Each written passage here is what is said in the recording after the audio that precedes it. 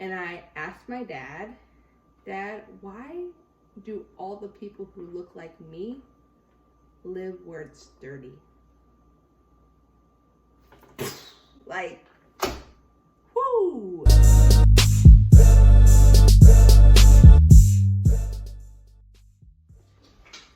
Hey, and welcome to Hey TRA.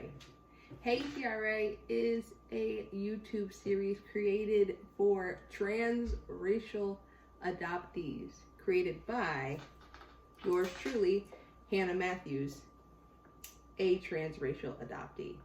If you don't already know, a transracial adoptee is someone who is adopted or fostered by a family whose race is different than their own. For example, I'm a biracial woman who was adopted by two white parents. So that's what makes me a transracial adoptee. Today, I really want to spend this time talking to you about my childhood experiences as a TRA. I want to break down the stories I'm going to be telling into 5 lessons I learned as a child TRA about race and identity. Whether or not the lessons I talked about today are true or not, they are the truth of what I experienced as a child TRA.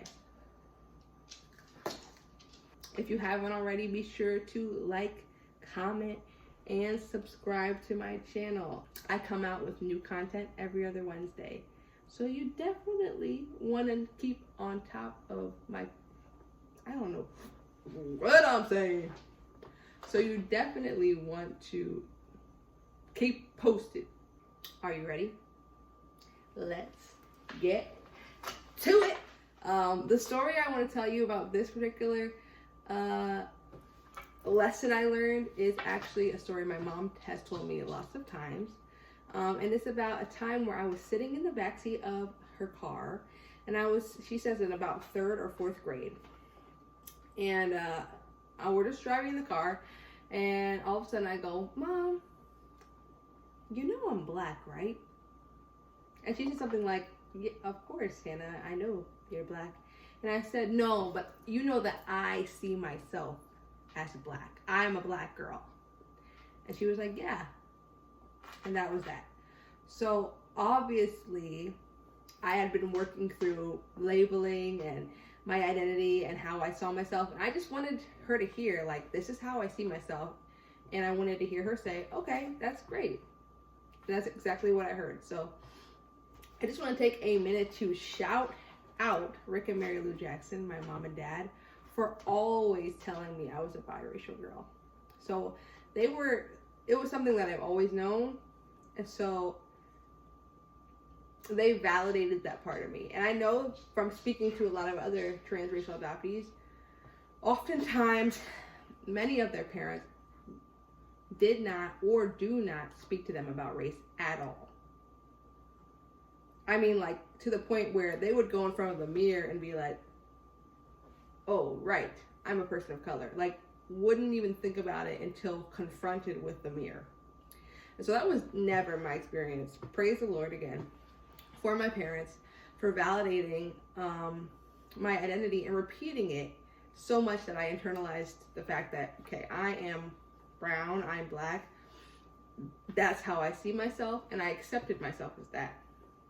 Now, this was not always the case with the outside world, but I knew within myself and within my family, I was going to be heard and seen as a biracial or black woman. So that's awesome. And to my white adoptive parents who are looking for a way to make sure that their children feel validated in their identity, my intuition tells me that repetition is going to benefit your child in a big way, because you need to hear something multiple times to be able to know what to say in your mind. It's going to be the messages that are played over and over again, to be able to internalize, like, this is who I am, this is how I see myself. I mean, I was dealing with identity as early as preschool. My mom tells me a story about where, again, we were probably in the car or just walking somewhere, and I said, Mom, why do people say I'm black when I'm brown? And why do people say you're white when you're peach? So I was obviously working through, like, these labels and identity and, like, what does this even mean? Why are people calling me black When I look at my skin, it's brown. It's not black. Black is, this. I'm not that color. I'm brown, and people say you're white, but you're not white. You're not this color. You're like a peach crayon, like that's more the color that I think you are. And so kids are going to be noticing difference really early. And so it's important that they're getting help navigating those things. So shout out again to my parents for always validating my identity. Again, there are parents who don't talk about race at all. And this is typically known as a colorblind approach. And from what I've heard from almost every transracial adoptee I've met, the colorblind approach is widely known as very ineffective. So if you think that it'll be effective raising your child under the guise that we're all the same and I don't see you any differently, it's not going to be helpful to that child, because you're deceiving them.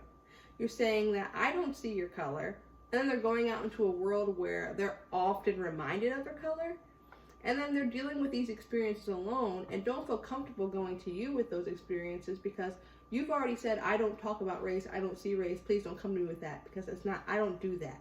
So therefore, the adoptee has to do that by themselves. It's extremely isolating. It's hard. I had elements of that in my childhood, but again, it was never when it came to who I was or how I saw myself. It was more about dealing with racism on my own. So that was lesson number 1. I'm Black. I was also going to say about the colorblind approach that it would be nice if we all saw each other the same. But that's not true. It would not be nice if we saw everyone the same. You know what would be nice? If people saw that you were different and loved you anyway. Not loved you in spite of the fact that you're different. Not that. That's not love. Loved you including your difference.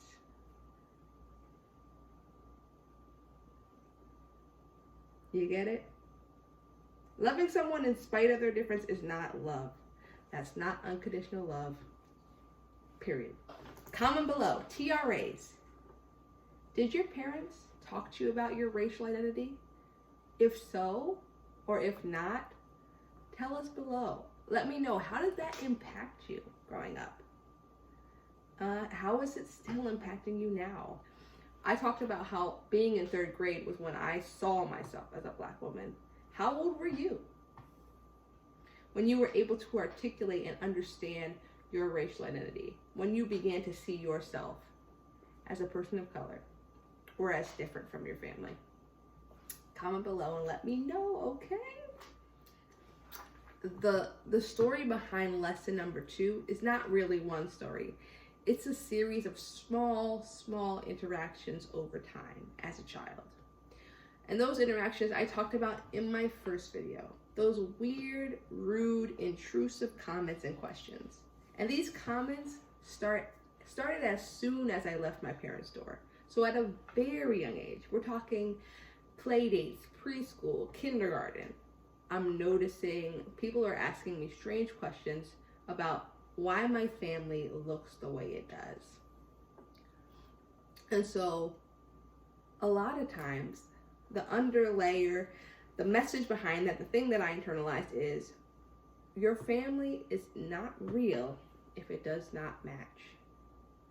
There's something inauthentic. There's something fake. There's something unaccepted. There's something illegitimate about a family that looks the way that my family does. And I'll talk about this more when I talk about my experiences as an adolescent. But that eventually became something that I internalized as shame and embarrassment about my family and the way that we looked and the stares that I got and the comments I got.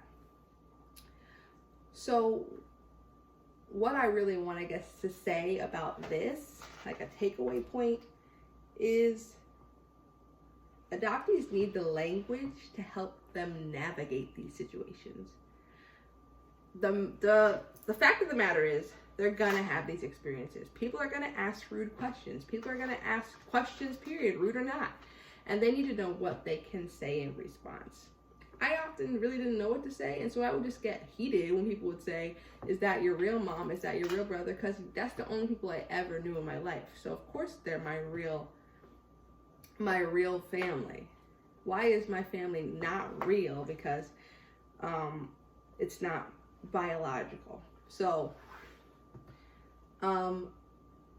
some things that I think you could teach your child to say when they're encountering those kinds of questions, those kinds of comments.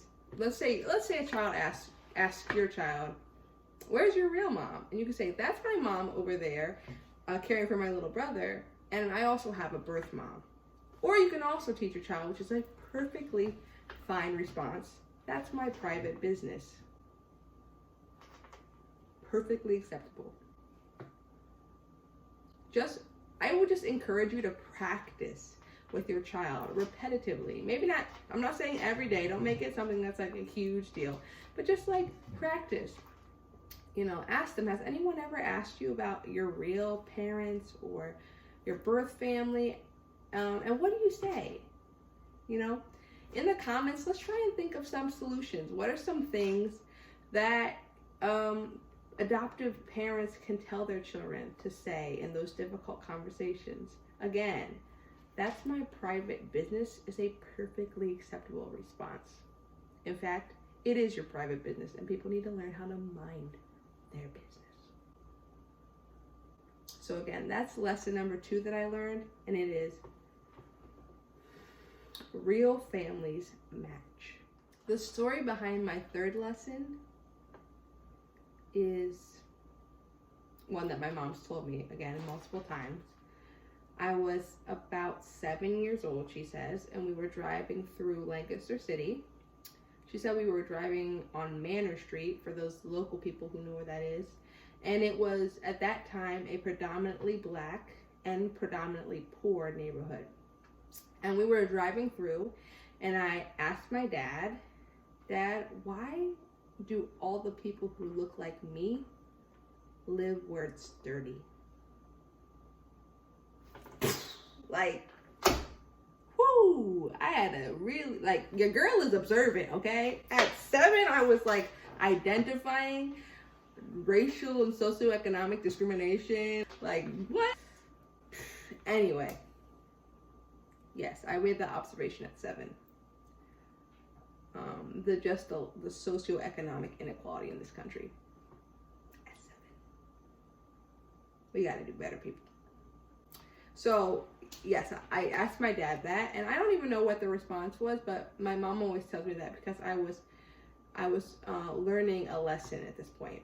I don't know if I fully understood this lesson until I was older, but the lesson I learned, lesson number 3, is Blackness is associated with poverty, criminality, and deviance. And so, in a lot of ways, subconsciously, I was afraid of parts of my Blackness. And that's just learned self-hatred. But yes, I was learning these lessons as early as 7, if not earlier. For my adoptive parents, the advice I'd give you is adoptees need help navigating their identity. They're going to notice differences. They're going to notice things like I noticed. And what are you going to do when they notice them? Are you prepared with something to say, or a proactive response to these comments and questions? My parents very well could have, and probably should have, given me more access to positive images and displays of the unique broadness that is Blackness. I didn't get that until college, plug for a future video, but I only saw Blackness through the lens of driving through poor parts of the city, rap music videos, mugshots on TV. These are my major images of what Blackness is. So of course you're going to internalize some of those negative deficit-based thinking about what it means to be a Black person in America. For my TRAs, what are some of the lessons you internalized about what it meant to be Black based on the images you saw in the media, based on the things you saw in the surroundings around you? What were you learning during those times? Comment below and let me know. The fourth story I have is one that happened way too frequently. And that was, I was in the grocery store with my mom. I'd say I was probably like 5-ish, because my hair was very long when I was 5. And I was in the grocery store, and a woman came up in the line behind us and started touching my hair. And she was going on and on about how beautiful it was, and my mom was like, yes, it's so beautiful, and she was touching it, and then she said, and I will always remember that she said this, I just wish I could cut it off and put it on my head.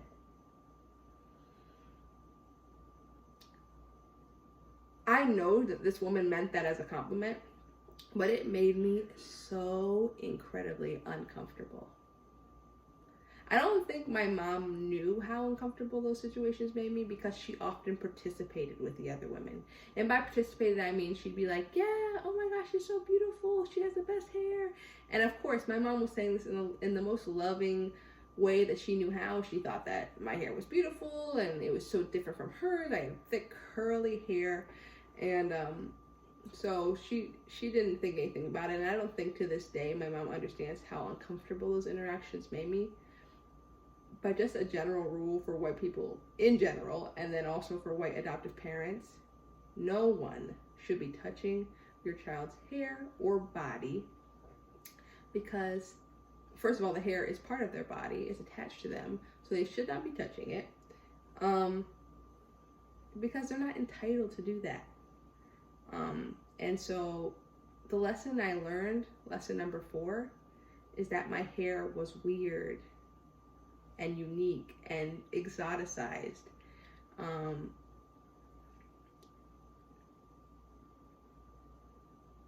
And I think also, bonus lesson, but in that I also learned that I was often going to be made uncomfortable in order for other people to be comfortable. I internalized in that moment that I'm very uncomfortable in this moment, but these people around me are extremely comfortable, and I have to stay uncomfortable because it's not my place to say that I'm uncomfortable. And again, I don't think my mom ever consciously taught me that, but it's something that I learned from that behavior. And I think TRAs could probably chime in and say how they've learned that they have to make themselves uncomfortable in order for people, especially white people, to be more comfortable. The story of my 5th and final lesson started when I was in 5th grade. And I was lining up to go to an activity in a different room, and one of the little boys that was in my class with me turned to me and called me the N-word. I don't know what provoked it. I don't know what happened before it, but I remember very clearly that that's what happened. And at the time, my teacher had a composition notebook where we could write down things anonymously, like questions we had or concerns. And so I remember one day I went to the notebook and I think I flipped a few pages ahead to a blank page and I wrote, I think someone called me the N-word. And I'd say when he discovered it, I'm not sure if that was a day later or a week later, he sat down the whole class and he said, you know, we need to treat each other kind. I don't really remember exactly what he said, but I knew that it was in response to what I wrote in that notebook. But that was it. He said that thing to the class and that was the end of it. And of course, it was anonymous, so he didn't, I don't know what more he could have done, but seeing that I was one of a handful of people of color, he could have probably done more. I'm not saying he should have or whatever, but he could have. And so one of the lessons I learned, the final lesson that I learned was people can and do hate me because of my blackness, and there's very little that I can do about it.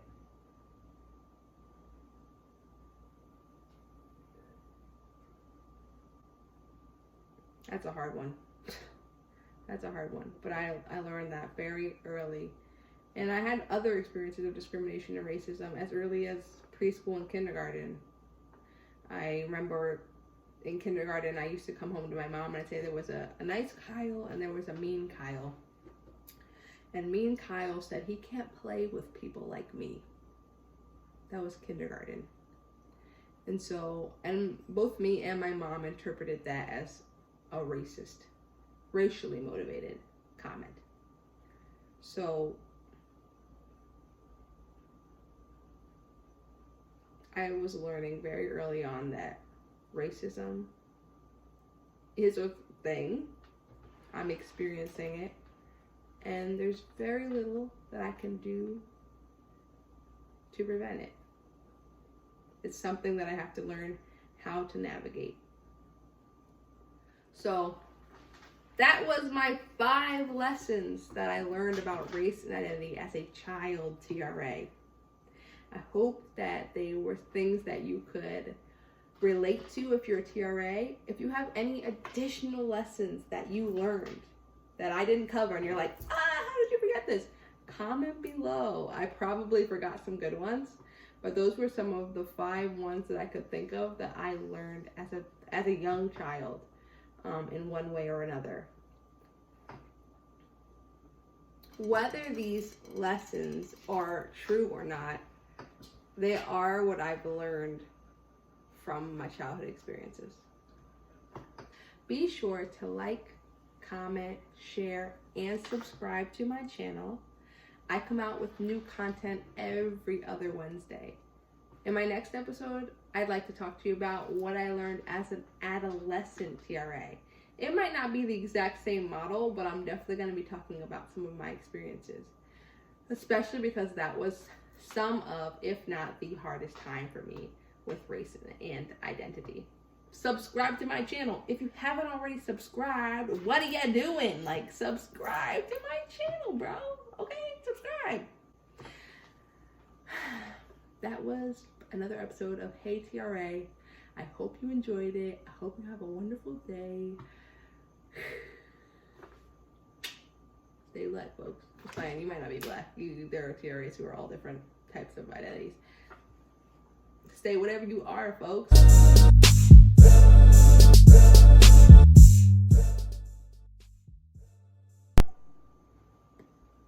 I can't do the wave thing with my arms. That would be really cool, but I can't. I don't have the muscle control or the coolness in general. Oh, that was kind of something. I don't know what that was, but it's kind of nothing.